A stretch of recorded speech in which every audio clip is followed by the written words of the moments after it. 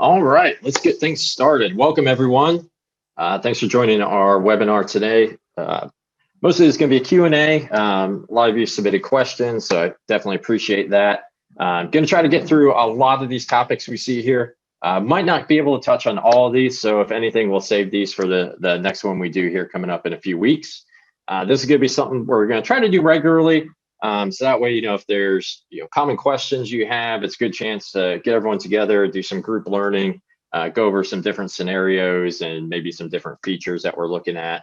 Also, we're looking at planning on doing this pretty regularly whenever we release new features. So that way we can go over these as well and get everyone up to speed there. So again, my name's Justin. I've been with Inventory Source since 2016. So I've seen, Inventory Source grow. I've seen, Flxpoint get created from the ground up. And here we are. I see some familiar names in here. Quite a few I've worked with or spoken with. Some new ones. So welcome. Nice to meet you all. So our topics for today, we're going to take a look at the vendor portal and reseller portal and talk about the features of those and how you would use them. Going over some common product builder rules, specifically around case packs and different rules for merging your similar items from different sources, kind of prevent any mismatches or things there. Going over data priorities, how to set those, what happens if data is missing, and field specific priorities. A big one here, because a lot of our plans are limited on the amount of SKUs you can import. So we're going to go over our do not import workflow rules on the get inventory side. So that way, if your account is getting close to your SKU limit, you'll be aware of some ways to help limit that and prevent some SKUs or groups of products that you're not going to be selling from importing to keep you good on your limits. Another feature that I think a lot of folks would be interested in is our source and channel update history, to go over histories of your source inventory data, along with the updates of products and listings to your sales channel. And then we're going to take a look at some common errors in the notifications and just some good practices about keeping an eye on your notifications, making sure everything's running fine there. Try to get into shipping mapping a bit, because everyone always has a lot of questions about that. So we'll do a general overview on that. And then just some housekeeping things on looking at your channel and source schedules. And then also fully automating orders. There's a few settings in there that are good to know. But like I said, we'll try to get through all these, in an hour, depending how in depth we get on all these or any other questions that pop up. We'll try to knock all these out. So I'm going to switch over to my Flxpoint account really quick. All right. So like I said, I'm going to start with the product builder rules here and go over a few common use cases and some best practices when setting up your product builder for your product catalog. So if we navigate to our source inventory and select off an item, that allows us to take a look at our products page or build products. And if we open up our builder here, so a few things. A lot of you guys have been with us before we've released our new UI update. So you may have some builders created. Since our V2 update that was released about a month or so back, we added a few options here. One of the big ones is use a default builder. So now whenever you come in here, whichever the default builder, the builder that you're usually going to be using or typically using, it's a good idea to check this off as the default one. So that way it's there and ready for you. You don't really have to go in and select one. And then nothing really changed on our match rules here. But this is, I'm sure you all are aware, this is where we identify the same item across your sources or your suppliers. Typically, we recommend going off of UPC. If you're in the electronics industry, that is really based off of MPN, so you can select which unique identifier from your sources is going to be selected for building your products and merging those into a single product that can then be sourced from those suppliers. And then the big thing here that I want to go over is our mismatch rules. So you can set multiple rules here to kind of catch any mismatches, meaning that yeah, maybe it did match on UPC, but the supplier, for whatever reason, those are two totally different products. Or a lot of times we might see that if you're using MPN, because it's not always guaranteed to be unique. So this is a way just to make sure that when items are merging, we're merging the proper ones.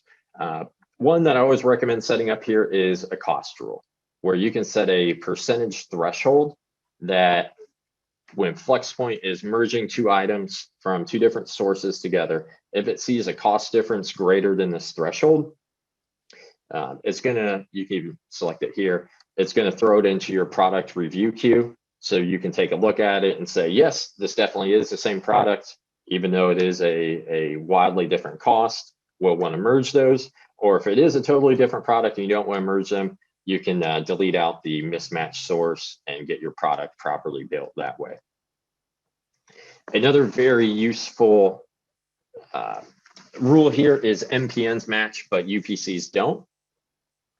So this allows you to say if you are building off a MPN, but the items UPCs don't match, that'll throw another review error for you. So you can take a look at that and choose, if it is a proper match or not. So it's just a kind of safety net there to prevent any mismatches from going all the way through without you realizing it. Another very common one that I want to look at here is going to be a case pack rule. So a lot of times suppliers will use the same UPC or MPN for different case packs of items, which could cause some issues, with cost or potentially ordering the wrong pack size from them. So this allows you to set some rules where if the title contains case or pack, or maybe they do an abbreviation, maybe it's CSE or PK, and potentially a box or carton. So any of the common, pack size values or boxes that typically aren't going to be representative of a single item, you can add that rule in here. So if it tries to merge two items that have these values in them in the title, it's going to throw it up for review. So that way you can take a look and make sure you're matching case packs to case packs, singles to singles, and build out your products that way and prevent any further mismatches down the road or any surprises when you get orders in and fulfill that item out for your customer. Another new feature that we added in our update recently is these rebuild settings here. 99% of the time, you're just going to want to check all these off. What these essentially mean are if you have an existing product in your catalog and you added a new source or you build a new item from an additional source that's going to match to one of those existing items, without these checked off, it's just going to add it to that existing item, which probably is fine for most folks, but maybe you have adjusted your source priority, or you want to make sure when that new product gets added, its source priority gets taken into account.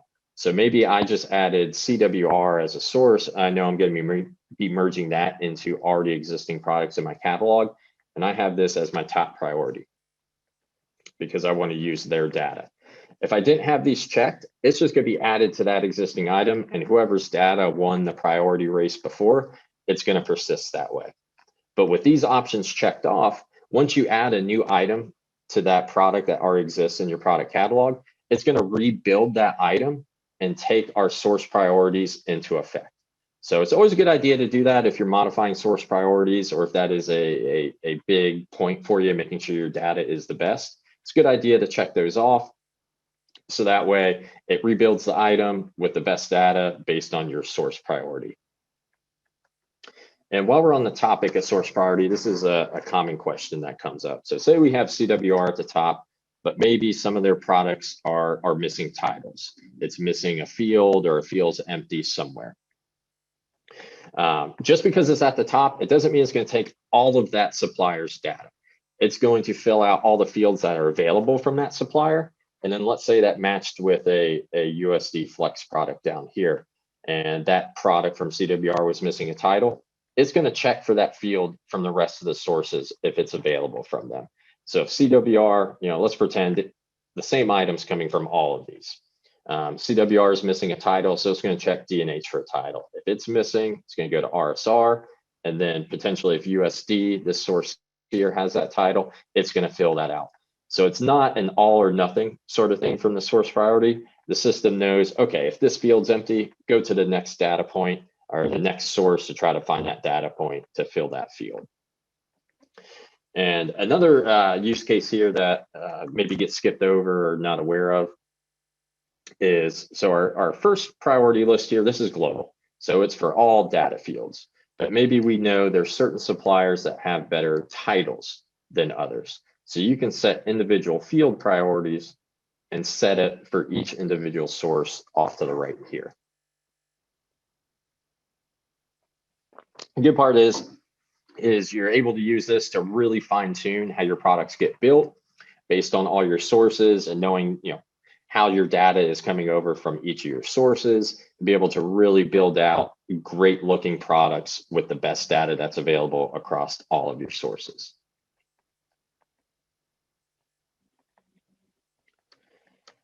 And then while we're on the topic of sources, let's take a look at our import rules, because all of our plans do have a limit on the amount of sources you can import, but a lot of folks don't need all the products or aren't going to sell all the products from each of their sources. And a lot of these suppliers out there, can have 1 million plus products, which is easily going to put you over your current plan limits. So if you are using a supplier that has a lot of SKUs, but you're only going to be using a handful of them, or there's certain categories or brands that you just don't want to import and you don't want to use, that's a good way to prevent those items from importing into Flxpoint to keep you under your limits.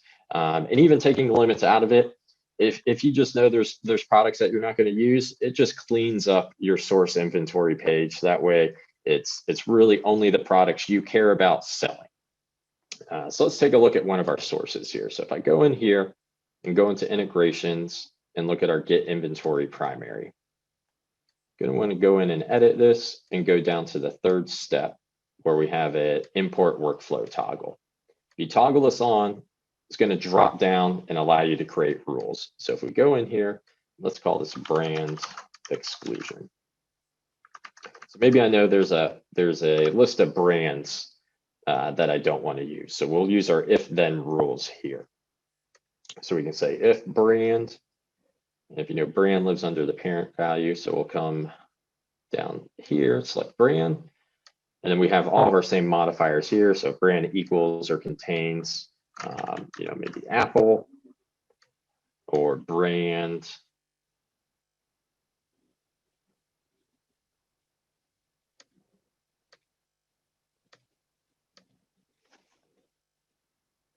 contains Cisco.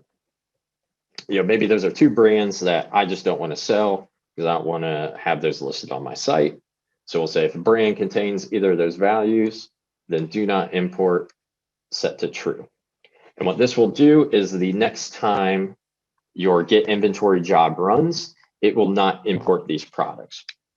One thing to note is if you have already imported these products and then you go to set this rule, it's not going to delete them out of Flxpoint. What's going to happen is it's going to archive them.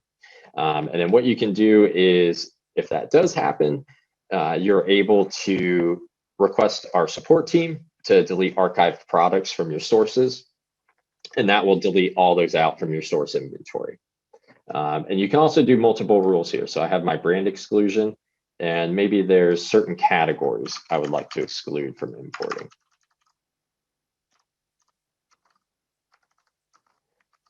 Categories to exclude, very similar.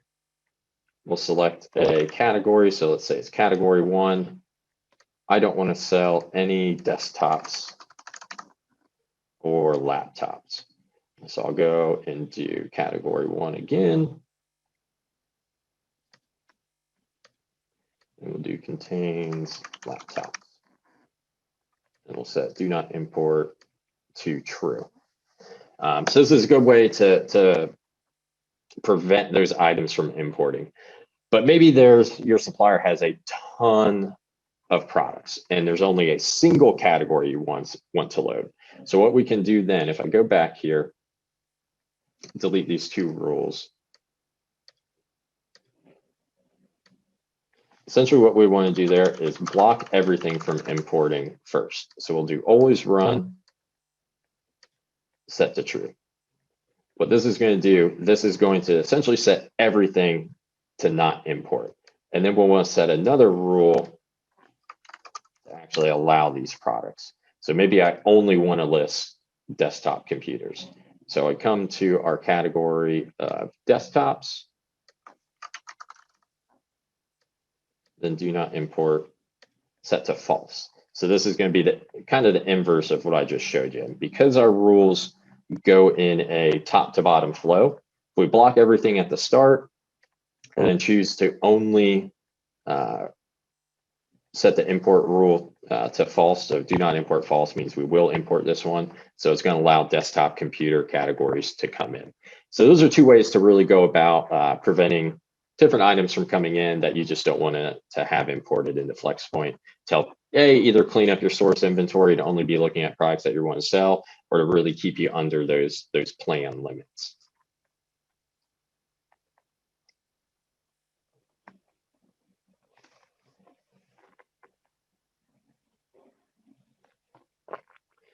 So moving on to our source inventory page.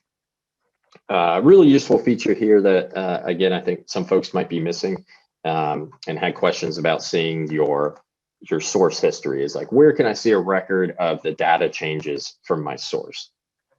So what you can do, if you go into your source inventory and pull open any product, there's a history button at the top. If you click on this, it's going to load any changes that have any data points that have changed since the last import, and you'll see a record of that here. So you can see that SKU was added. This was essentially just a product being added to Flxpoint here. So you can see that it was added to MSRP. All these values were modified there. And if we go find another one,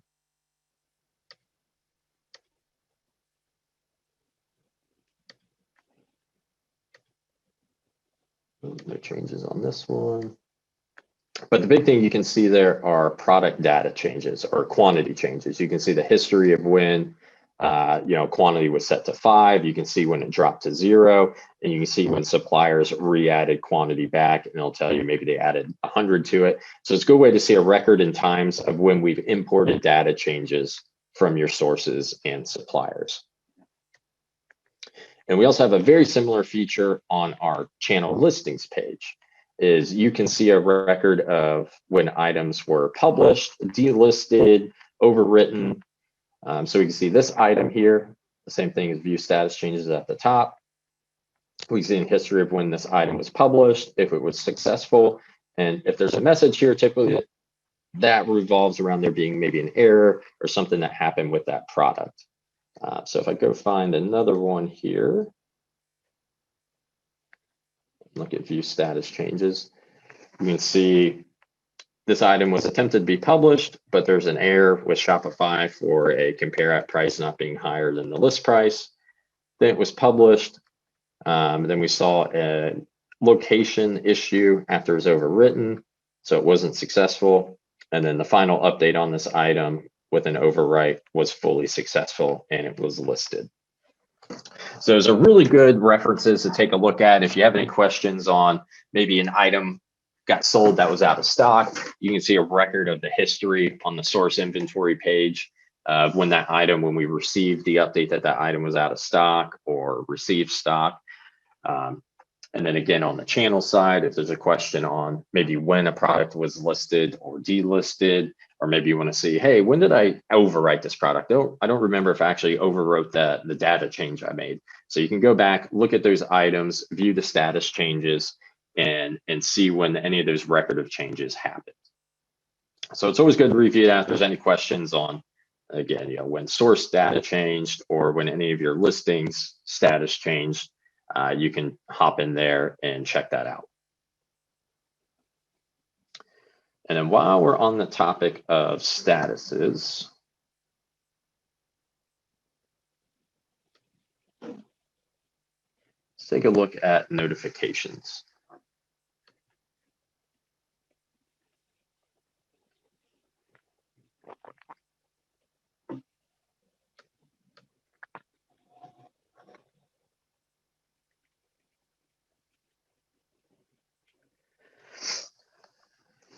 So anytime a job runs, which could be a sync to your channel, a get orders job from your channel, get inventory from one of your sources, any of those integration types that you configure and set up in Flxpoint, there's going to be a record of that job happening in your notifications. Now, I wouldn't recommend that you have to live in here and check every single one, but it's always a good idea to give it an overview to kind of see if everything's running fine. If you're seeing errors repeatedly happen on maybe a sync products or a publish, you can jump into that and take a look further, because this is the record of successes and failures for any of those jobs happening. So if you take a look at these top ones, this was successful, everything was good there. This was just one product update, no errors or warnings. If we take a look here, we can see an error on this page. There was an issue with the locations on this item, so it failed to update some of the inventory there. But the product was actually published. It just was letting us know that this failed to update the inventory level for that item.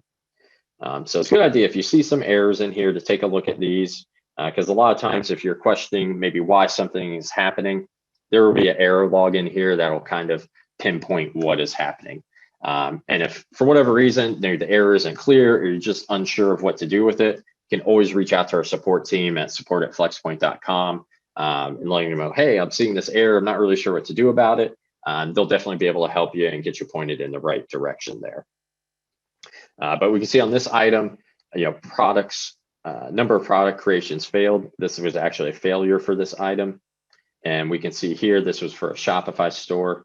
If you're not aware, Shopify has a compare at price field and a list price field, and it will not let you list an item that has a compare at price lower than the list price.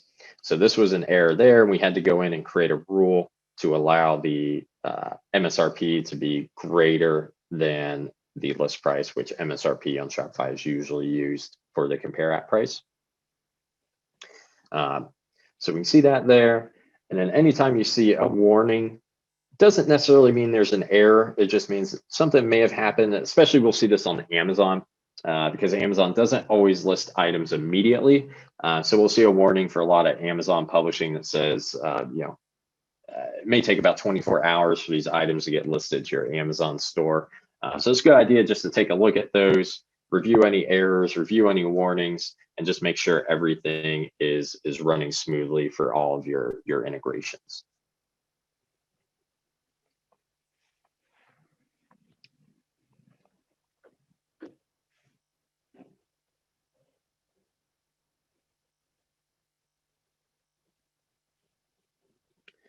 And another thing that's always good to check on, other than the notifications tab, is your sources and your channel scheduling. So here's our main source page. And underneath each of these integrations or jobs, so each one of these is a process, there's a little calendar icon. And this shows you the job schedule. So if you're expecting this to run automatically and you're not seeing a schedule here, then that typically means that it's not going to be running automatically and that you're either going to have to manually run it, or you can come in, click edit, and you'll see this is scheduled to no. Flip this to yes. You can set this to run at any schedule that you'd like. So if I want to set this one to update and run every hour, if I save that one and go back out to my sources, now you see the calendar icon is highlighted blue because it actually has a schedule now. And if you click that, you'll see the next few jobs when they're going to be scheduled to run. And then while we're on here, you can always force a job to run as well. If it's already been ran once, you'll have this run sync button. And if I wanted to run that one right now, I can click that run sync button and just schedule that job and fire it off right then, versus going into the integration and then clicking the run button up here in the upper right corner. And this is true for all of our jobs and processes. You can schedule that or fire it off manually from those source pages. And same thing for the channels. You always want to make sure these are scheduled however you'd like. It's always good to make sure these are running at the schedule you expect.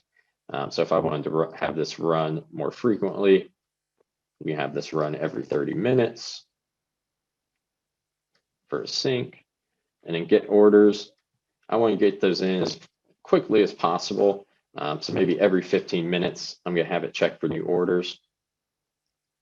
And then anytime you schedule these and you see a tooltip, it's always good to kind of take a look here, because this is just a warning saying, this job will fire off every 15 minutes, but there may be a minute or two delay with the job getting scheduled, or 2 to 5 minute delay getting scheduled, potentially up to 15 minutes, depending on how many jobs are on our servers. But it's going to be scheduled and in queue and fire off relatively pretty soon.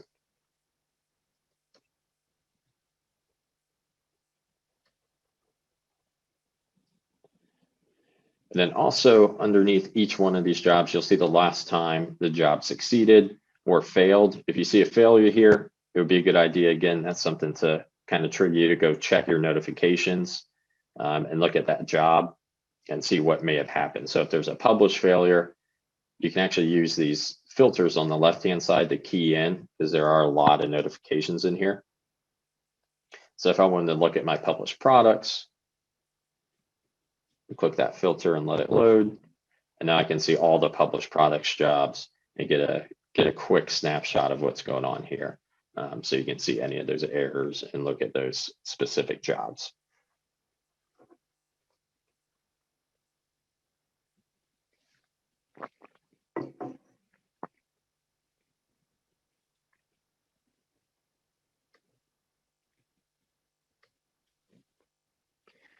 All right, so let's move over to orders, because that's always an important one.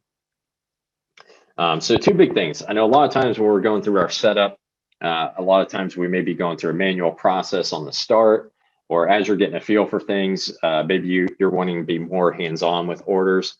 But as time goes on, you get a feel for everything. Everything's running smoothly. You don't feel the need to interject as much in your orders, and you'd like to just have those automatically flow all the way through. So you're not having to generate a PO or process each individual PO that comes in. So there's a few ways to go about it. The big thing that from the start is going to be auto-generating POs. And that setting lives at each channel that you have.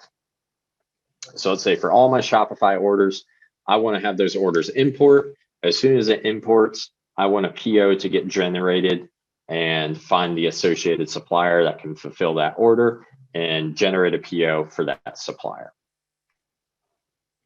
So if I come into settings here for Shopify and we go to settings, there's a flag to auto-generate the PO on import.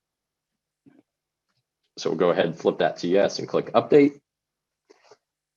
Now, anytime an order imports from my Shopify store and it has an associated SKU that's managed in Flxpoint, it's going to auto-generate that PO. It's going to go through all of your order routing rules, determine which supplier or source is going to get that PO based on the rules you set up there. And once it generates that PO, it's assigned to that source. And if you don't have auto process set on, then that PO will stay there until you go in and manually process it. So that's kind of the first half of getting to fully automated order processing. The second half is auto processing the POs once they are generated. So that can be done at a global level, or that can be done per source. So the first thing we'll take a look at is the global level. So if we go into settings and then orders, and we take a look at our purchase order fulfillment request strategy, there's a global setting here to auto process POs or not. So if we flip this toggle on, and we also have auto generate POs on from the sales channel side, that means any orders that come through that have an associated SKU that's managed in Flxpoint, it's going to auto generate a PO and auto process that PO over to those suppliers as soon as the order imports. So it's going to go through all your routing rules, generate the PO, and then process that PO right away. Now, a lot of times, maybe there's certain suppliers or sources that you don't want to auto process POs to. Maybe you want to review all those, check a few things on there, or maybe decide that you're going to fulfill it to a different source. So instead of turning auto process POs on at a global level, we'll want to leave this disabled. or we can leave it enabled and do it at the source level. So if we leave this auto process enabled here, and we go look at a source, so let's take CWR, for example. I go to the PO fulfillment request strategy for this one. We have some overrides here. So depending on whatever your global strategy is, if it's set to auto process and this is set to use the global strategy, it's going to use whatever your global processing strategy is.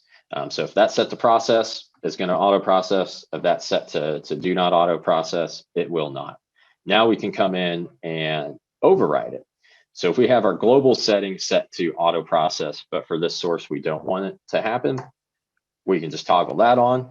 So what would happen then, depending on your other source options, it's going to override your global setting and not auto process that order. Or if your global setting is turned to not auto process and you want this in particular source to do it, you would just toggle it to auto process. So this is a good way to fine tune which suppliers or sources you want the purchase orders to be auto processed for and have them flow all the way through. And then this has no effect on shipping or tracking. That's always going to happen. It's not going to affect that in any way. This is simply the order submission. So once the PO is generated, this is what actually processes that PO out to your source or suppliers.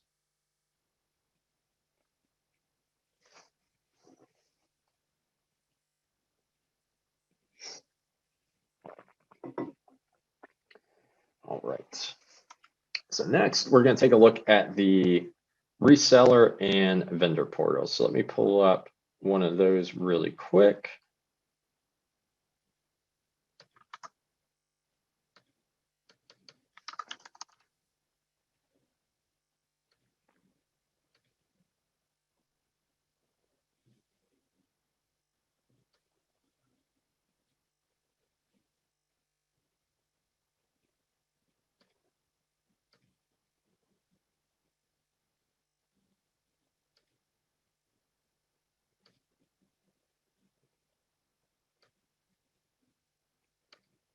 All right, so first we'll take a look at the reseller portal, or if you've been with us for a while, it used to be called the dealer portal.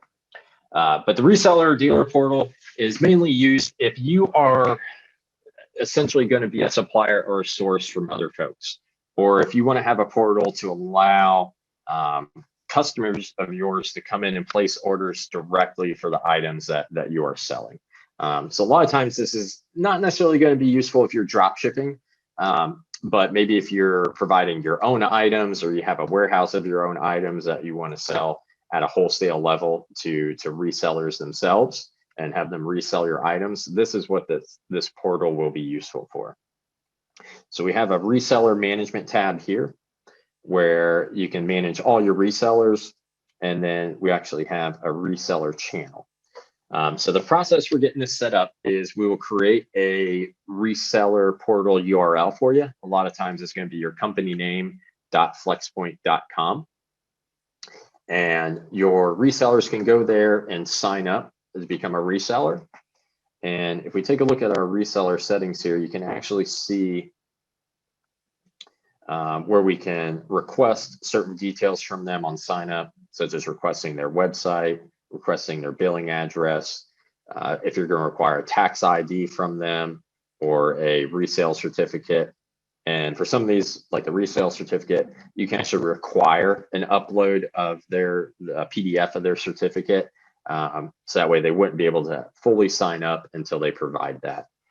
Or if we just request it, they have the option, but it's not required. They can still fully sign up without providing that. And then we also have some information here where you can plug in your company or brand logo, your brand name. This is what's going to display in the reseller portal for your resellers. And then the program details tab, this is where you can put in information about your business, maybe any items that have to do with becoming a reseller, maybe your shipping fees, things that they would need to know to be a reseller there. A contact email for you where you want those folks to reach out to, and a phone number that they can contact as well. This access code, This isn't required. This is optional. It's pretty cool. Maybe you just don't want everyone to be able to sign up. This allows you to type in a code here. Whatever you put in here, when they go to your reseller portal URL to sign up, if they don't have this code, they won't be able to sign up. So maybe you want to be very limited on who can sign up and get in. This would be useful in that manner. Then we also have a sign up workflow where you can create an automated email to go out to customers whenever they sign up, letting them know, again, like, welcome to my reseller program. Here's some good things to know. However you want to phrase that and frame that email, you can create that to automatically send out whenever your resellers sign up to use the portal. All right, so enough talking about it. Let's take a look at it. So this is a demo account here that has a reseller portal. This is what the reseller would see once they're signed up. So any of your details would actually populate here. As the main dashboard. And if we go to the products tab, this is where they can view all the products available to purchase. They can go through here, filter on categories on the left-hand side, or you can use a search bar, or if they're looking for particular attribute fields here, you can do an advanced search and look for them here. There's also a product feed that's available to download. They can download a CSV feed of the whole product list. So maybe they want to take that and put it up on their Shopify store or another sales channel. They can do that. And they can go through checkout here, add an item to cart, go to checkout. You can put in a reference number. Maybe you have your own internal PO. You can fill that out here. You can select the shipping method for the item, fill out the shipping address and billing address, and process this order. And you can actually see a record of all your orders in the orders tab here. So this is what the reseller sees, and how that would look for you being the dealer of these items. We go back to the main Flxpoint page and go to resellers.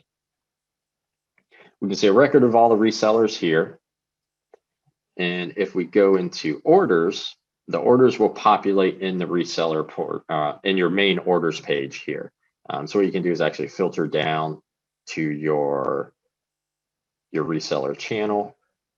So if I want to see any premium dealer orders, didn't see anything there, default dealer. So this is where you can see the dealer orders as they come through. And the other side of the resellers is you can have multiple reseller channels. So maybe you have your top tier resellers get access to more items, better pricing than maybe your lower tiered resellers. So in here, you can create dealer channels for each of those tiers, and you can set individual pricing rules for each of these. You can set individual shipping options for each of the reseller channels as well. And when a reseller signs up, so if I click in here, you can assign which reseller channel they get assigned to. So maybe from the start, you default them to the lowest tier. As they become a better reseller for you, selling more items or higher volume, maybe you want to give them a pricing discount so you can bump them up to the next dealer channel. And they would only have access to that pricing and those items in those individual channels, which works just like a normal sales channel. So if you go to your channels tab, you'll see your reseller channels here. And if we go to our channel listings, just like any other reseller channel, you'll see your dealer or reseller channels here. You can filter on the left-hand side to see the items that you built there. But again, you'll be building listings for each reseller channel. You'll be setting pricing for each individual one. So it'd be managed just like a normal sales channel for you. Orders will flow in just the same. Another cool feature about using the reseller channel as well is Flxpoint allows you to capture payment for those orders. So on the reseller channels, we can capture payment from Stripe or Square. So you can set up a Stripe provider or Square provider inside of your payment settings in Flxpoint. And when orders come in from your dealers into the order portal, there will be a capture payment button on these. So once the reseller authorizes payment for that order, you'll be able to capture that payment using your configured payment portal. Capture payment that way, and then you can process those orders to your source, probably your warehouse, and have that get fulfilled out. And again, as long as we're connected to that source, we can pull tracking back in and update it back out to your dealer, so they get that information and can pass it out to their end customer. So that's the reseller channel. That's on the kind of outbound side. We also have a vendor portal, where maybe you're working with some suppliers that are a lot more hands-on and want to be able to manage their data and orders directly within Flxpoint in a portal specifically for them, which we can definitely do. So if we take a look at sources, there's another tab at the top called vendors. And this is, so if we take a look at our sources here, you can assign a vendor to each of your sources, which they can then log into the vendor portal that has a URL created for them. Usually it's going to be your company name .vendors.flxpoint.com, where they can log into their own username and password, log into a portal, and only see inventory that's associated with them and orders that are associated with them. So once we assign a vendor and they sign up, they have their own username. You can see they have access to the vendor portal here. I already have a tab open for one of our vendor pages here. So this is the main page that they see as a vendor. So they can see all the products that are associated with them as a source that they're associated with. You can come in here, you can view the item data, and then you can also do an inventory upload. So maybe they want to manually come in and upload inventory. They're able to manually do that within here in Flxpoint if the source isn't able to automatically import it, because we can still use the get inventory job along with the vendor portal, but this is another way that they're able to come in and manage the inventory through the portal themselves in Flxpoint. The other big thing is orders. Any orders that get associated with this source, as a vendor, they're able to come in here, view all the orders. They're able to add shipments. They can acknowledge the order. They can also add invoices. So really many of those jobs that can be automated at the source level, if they want to come in here and manage it themselves, they definitely can do that. It's very useful. We have quite a few folks using this. Maybe it's a supplier that maybe they just don't have the technology on their end to work with a CSV file on an FTP server, or maybe they're just kind of limited in their on their tech side, essentially. So this is a good way. So that way you can still work with them. They're able to come in, manage it all directly within a portal built specifically for them. They are not going to see any of the other sources that you're working with. That's always a big question, is I want my sources to kind of be ignorant of each other. I don't want them to know who else I'm using. That is definitely true. So they're only going to see items that are associated with them as a source. They're only going to see the POs with only their SKUs and products that you're selling. So even if an order comes in to Flxpoint that has multiple supplier products on it, when you generate a PO for that order, it's going to generate a PO for each source. And in the vendor portal, they're only going to see the PO associated with their items that are available to them in here. So again, they can fully manage this. They can acknowledge the orders. They can add shipments to the orders, and they can also add invoices in here as well. So again, that's definitely a big thing, to leverage from your suppliers if they're kind of iffy or going back and forth on how they can integrate. This is very simple to set up. Again, we create a URL. They can then sign in, create a username and password that's specific to them, and manage all their data directly here in the vendor portal for them.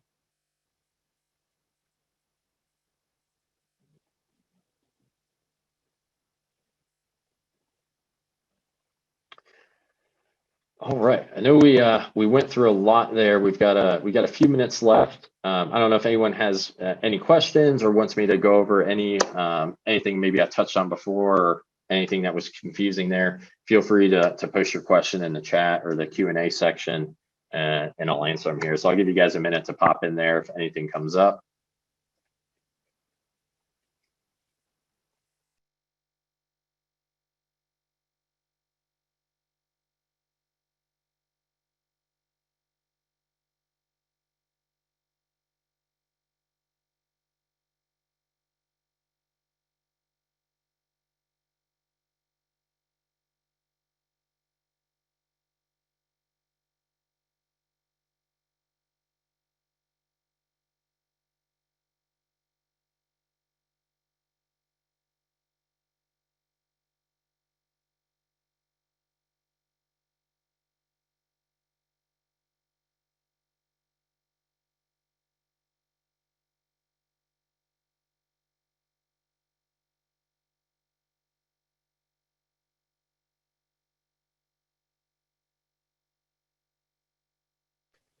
Okay, I got some questions coming in.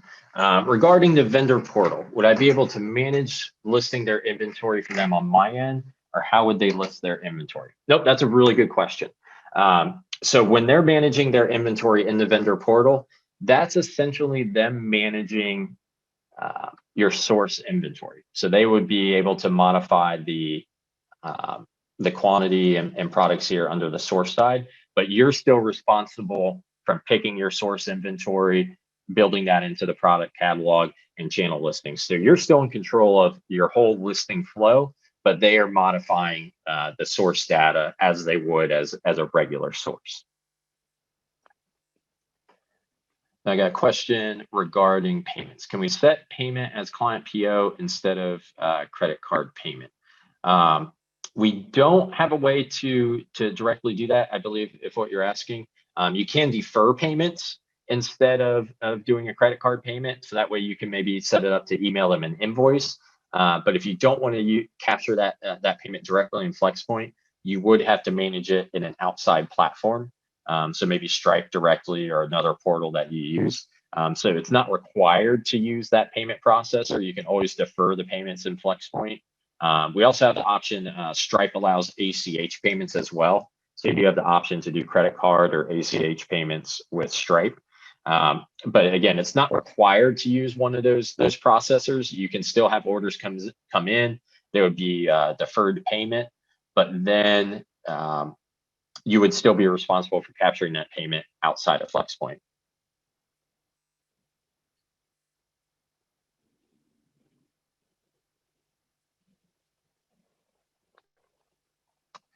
Oh, got a specific question here, but this is a good one. How can I delist my items if it's hidden in a hidden status? I saw in Walmart, but it says it isn't allowed to have a hidden status, and that's why I should delist. But it didn't go through. That's correct. So some sales channels don't allow you to essentially hide products. So kind of talking about that for a second. Hiding essentially hides it from public view. So certain sales channels allow that.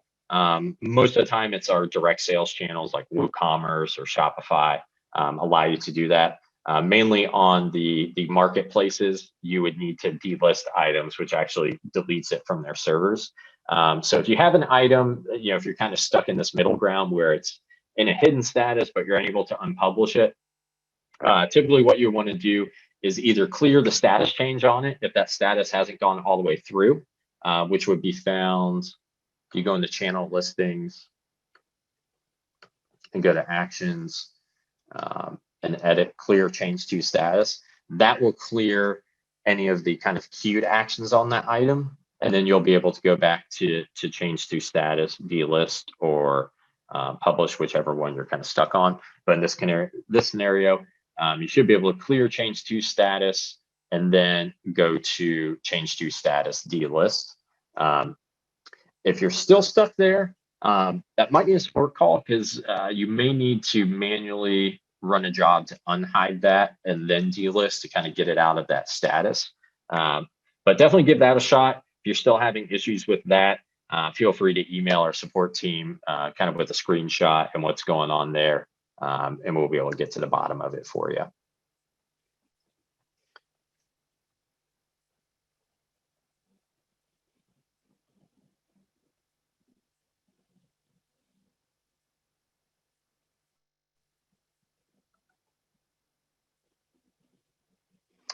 So great. Got a question essentially on how to start using the vendor portal. What you need to do first off is email our support team. They'll need to create a URL for you, which will essentially be able to allow them to log in and create that username. You would then need to go to your source, assign the vendor, and then they'll be able to, if you go to sources and vendors, you can see your sources here and the vendors assigned to them. What you can do is click add a vendor. You can add their name and kind of a description there, and email them a, so if we go to users here, we can click add user, and this is where you can add an email, a name, and send them an activation email with the link. That'll allow them to log in and start managing the products. If the products are already listed on your site and they're using it as at the source level, if they're only concerned about orders, there's no changes that need to be made. So once they have a user and they're able to log in, any orders associated with that vendor or that source will show on the orders page. If they want to start using inventory and doing the inventory upload there, they definitely can. Once they start uploading that, that's what's going to take priority and start modifying quantity and pricing, things like that. That will flow all the way through, based on your pricing settings and maybe quantity rules that you have. But definitely, if you have more questions specifically on the vendor portal, feel free to schedule a call with our support team, and we can definitely dive into that, more in depth and answer any specific questions you have there and help you get that set up. All right, everyone. This was thanks for joining us today. We've hit our time limit here. I hope everyone kind of gained some information out of this, maybe learned something new, learned something useful. We'll be starting to do these pretty regularly. So if you have some questions that maybe they're not urgent or you want to take a look at together on one of these, we can definitely do that. So be on the lookout for that. Hope everyone enjoyed it. Love speaking with you all, and we'll talk soon.